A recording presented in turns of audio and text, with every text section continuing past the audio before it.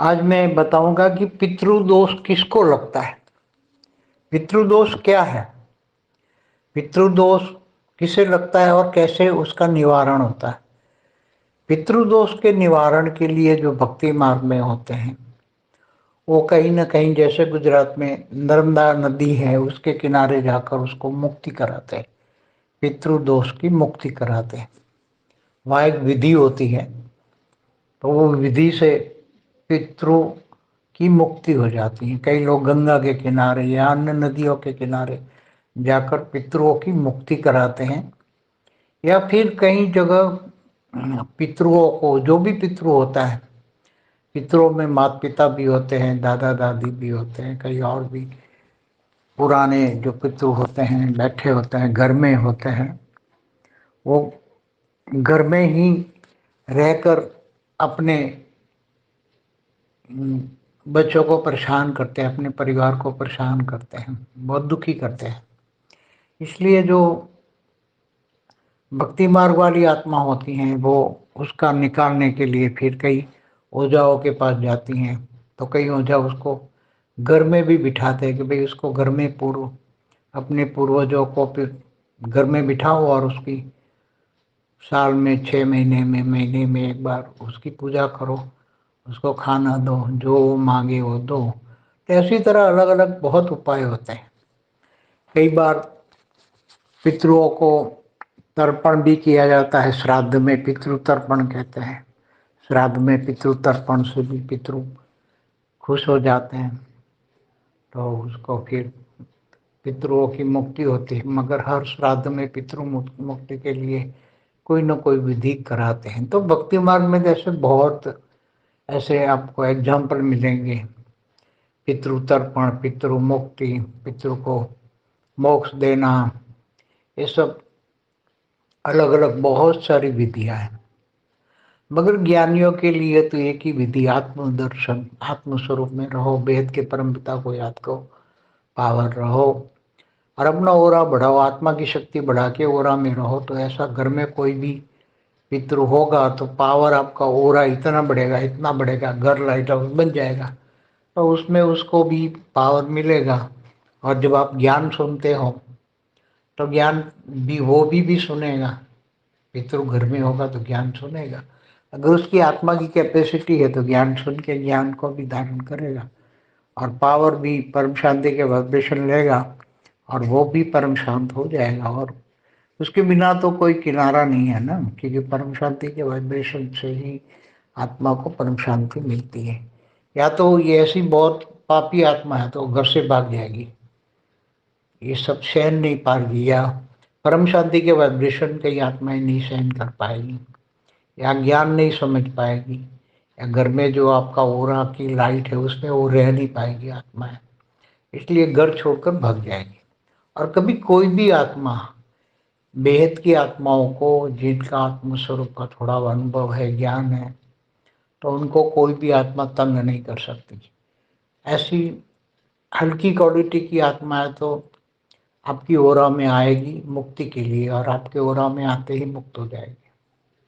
आपका ओरा इतना पावरफुल होगा कि ऐसी आत्मा है तो आपके ओरे में खुद ही चली आएगी मुक्त होने के लिए, मोक्ष पाएंगे, बोले हम मुक्त हो जाएंगे।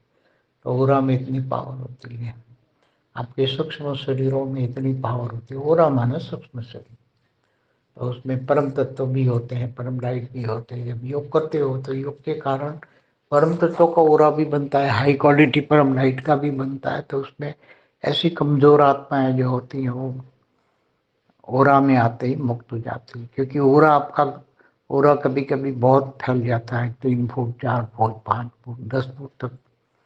जब योग में एकदम अच्छी योग की अवस्था हो, वेद के परम पिता से कनेक्शन हो और पावर आएगा, तो पावर बहुत हाई लेवल का होगा।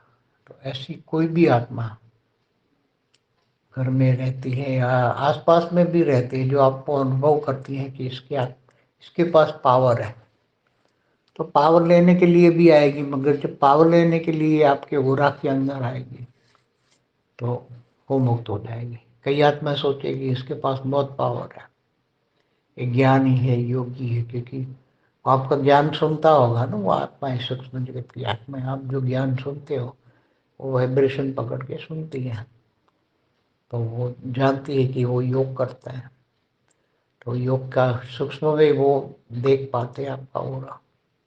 आपका ऑरा अच्छा होता है तो वो पावर लेने के लिए आती है। इसलिए हमेशा ज्ञानी तू योगी तू आत्माओं को ये सब चिंता करने की जरूरत नहीं है। दुनिया की कोई भी भूत प्रेत आत्मा है, ऐसे ज्ञानी योगी आत्माओं को कुछ भी तंग नहीं कर सकते, बल्कि मुक्त हो जाती है आत्माएं। खुद ही स्वयं ही मुक्ति के लिए अंदर उरा में प्रवेश करके मुक्त हो जाती है। और जब अंत में तो घर में लाइट हाउस बनेगा तो दुनिया भर की आत्माएं वहां मुक्ति के लिए अंत में आएगी लाइट हाउस में। इसलिए बच्चों को अभी से पुरुषार्थ करना चाहिए आत्मस्वरूप।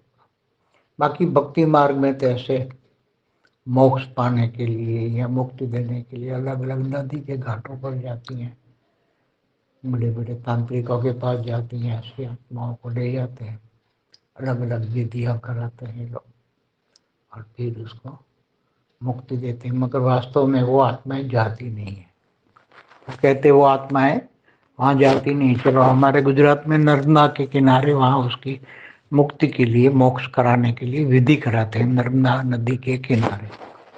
मगर नर्मदा नदी के किनारे जब वो विधि कराते तो वो आत्मा वहां से चोरी, वो उसको जो सूक्ष्म जगत वाली आत्माएं, जो विधि कराने वाली आत्माएं होती है, इनके साथ भी आत्माएं होती है, तो वो विधि कराते वक्त वो आत्माओं को पकड़ के अपने पास रख लेते, जबरदस्ती रख लेते।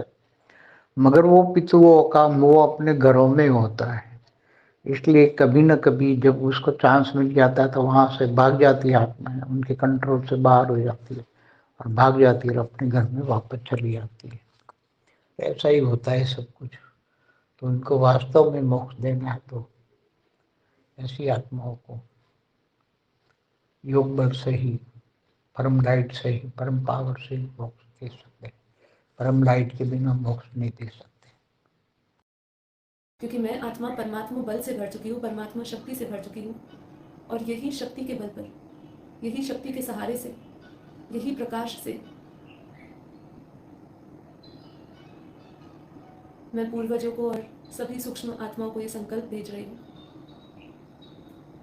कि हे देव आत्माएं, हे पूर्वज आत्माओं, आप परमात्मा प्रकाश को प्राप्त हो, परमात्मा की शक्ति को प्राप्त हो, ज्ञान को प्राप्त हो, मोक्ष को प्राप्त हो। परमात्मा प्रकाश से आप सभी पूर्वज आत्माएं, सभी सूक्ष्म आत्माएं अपनी कामनाएं वासनाओं का त्याग करें। मुझ आत्मा से ये संकल्प के साथ साथ परमात्मा की शक्ति जा रही है सूक्ष्म जगत में, और वो संकल्प सभी पूर्वजों को मिल रहा है। उन सभी आत्माओं को मिल रहा है जो अनंत समय से सूक्ष्म जगत में भटक रही है, मोक्ष की इच्छा रखी हुई है। मेरे माध्यम से परमात्मा उनको संकल्प भेज रहा है, उनको पावर दे रहे हैं, उनको प्रकाश दे रहे हैं कि आप ऊपर की ओर जाएं,